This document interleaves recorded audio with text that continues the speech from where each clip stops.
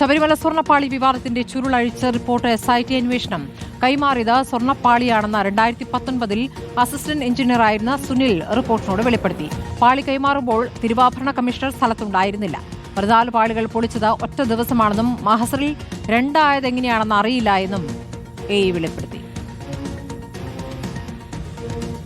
തിരുവാഭരണ കമ്മീഷണർ മുതൽ ഉള്ളവര് മഹസറിനകത്ത് ഒപ്പുവെക്കേണ്ടതാണ്. കാര്യം അദ്ദേഹത്തിന്റെ ചുമതല ചെയ്യാനല്ലേ പറഞ്ഞേക്കുന്നത്. അല്ല, സാറിന്റെ പേര് അതിനകത്തുണ്ടല്ലോ, ഒപ്പിട്ടിട്ടുണ്ടല്ലോ സാറും. ഉണ്ട് തീർച്ചയായിട്ടും എന്നെ ചുമതലപ്പെടുത്തിയിട്ടുണ്ടായിരുന്നു. മറ്റേതിനകത്ത് തൂക്കം നോക്കാനായിട്ട് ചുമതലപ്പെടുത്തിയിട്ടുണ്ടായിരുന്നു. ഞാൻ അഴിച്ചു മാറ്റിയിട്ടുണ്ടായിരുന്നു.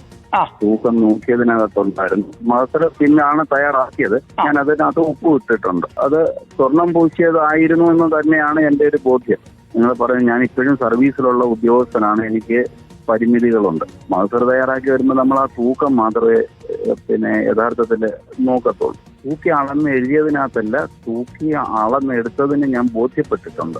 അതിലും പക്ഷേ രണ്ടാമത്തേലും സാർ ഒപ്പിട്ടിട്ട് കാണുന്നുണ്ട്. ഉണ്ട്. രണ്ടും ഒരേ ദിവസം തന്നെ നടന്ന സംഭവമാണ്. ഒരേ ദിവസമാണ് ഇളക്കിയത്. എന്തുകൊണ്ടാണ് രണ്ടാക്കി എഴുതിയെന്നുള്ളതിനെ പറ്റി എനിക്കൊരു വ്യക്തതയില്ല അതിനകത്ത്.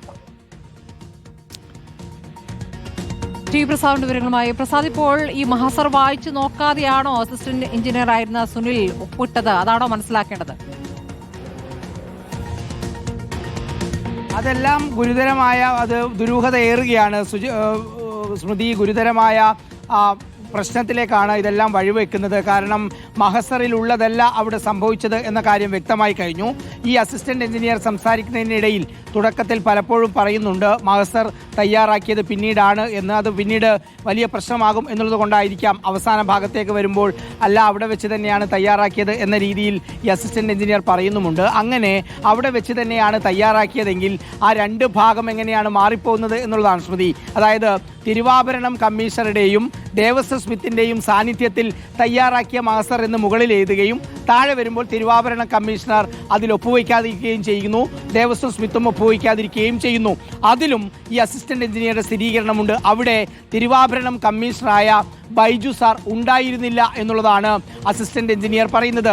ഈ അസിസ്റ്റന്റ് എഞ്ചിനീയർക്ക് അതിന്റെ തൂക്കവും അളവും നോക്കാനുള്ള ചുമതല ഉണ്ടായിരുന്നു. ഈ അസിസ്റ്റന്റ് എഞ്ചിനീയർ സുനിൽ 2019 നടന്ന ഈ പാളി പൊളിക്കലിന്റെ മഹസറിൽ ഒപ്പിടുകയും ചെയ്തിട്ടുള്ളതാണ്. മറ്റൊരു പ്രധാനപ്പെട്ട കാര്യമുള്ളത് സ്മൃതി, ഇതിൽ ഒരുപാട് തട്ടിപ്പുകൾ നടന്നിട്ടുണ്ട് എന്നതിന്റെ സൂചനയിലേക്ക് പോകുന്നത് 2 ദിവസമായിട്ടാണ് 14 പാളികൾ കൊണ്ടുപോയത് എന്നാണ് മഹസറിൽ ഉണ്ടായത്. നമ്മൾ ഇന്നലെ അത് വ്യക്തമായി റിപ്പോർട്ട് ചെയ്തതുമാണ്. 2019 ജൂലൈ 19-നും 2019 ജൂലൈ 20-നും ആദ്യത്തെ ദിവസം 12, രണ്ടാമത്തെ ദിവസം 2, അങ്ങനെ 14 പാളികൾ. പക്ഷേ ഈ അസിസ്റ്റന്റ് എഞ്ചിനീയർ വ്യക്തമായി പറയുന്നു അതൊരൊറ്റ ദിവസം സംഭവിച്ചതാണ് എന്ന്. അങ്ങനെയെങ്കിൽ എന്തിനാണ് 2 ദിവസത്തെ മഹസർ ഉണ്ടാക്കിയത്? മാത്രമല്ല സ്മൃതി, ഇതിൽ ഏറ്റവും പ്രധാനപ്പെട്ട കാര്യം അത് സ്വർണം തന്നെയാണ് എന്നാണ് തൻ്റെ ബോധ്യം എന്നാണ് അസിസ്റ്റന്റ് എഞ്ചിനീയർ പറയുന്നത്. എങ്ങനെയാണ് മഹസറിൽ ചെമ്പ് തകിട് എന്ന് രേഖപ്പെടുത്തിയത് എന്ന കാര്യം അറിയില്ല എന്നാണ് 25 വർഷമായി ശബരിമലയിൽ ഈ പറയുന്ന എഞ്ചിനീയറിംഗ് വിഭാഗത്തിൽ ജോലി ചെയ്യുന്ന ഇപ്പോൾ നിലവിൽ അസിസ്റ്റന്റ് എഞ്ചിനീയർ ആയിട്ടുള്ള സുനിൽ പറയുന്നത്. ഒരു കാര്യം വ്യക്തമാണ് സ്മൃതി, ഇതാണ് കാര്യം. അവിടെ ഉണ്ടായിരുന്ന 998 വിജയ് മല്യ ചെമ്പിന് കോട്ട് ചെയ്ത അല്ലെങ്കിൽ ക്ലാഡ് ചെയ്ത സ്വർണത്തിന്റെ തകിട്, ആ തകിടാണ് യഥാർത്ഥത്തിൽ എടുത്തു മാറ്റുന്നതും കൈമാറുകയും ചെയ്യുന്നത്. പക്ഷെ മഹസറിൽ അത് ചെമ്പ് തകിടാക്കി എന്നുള്ളതാണ്.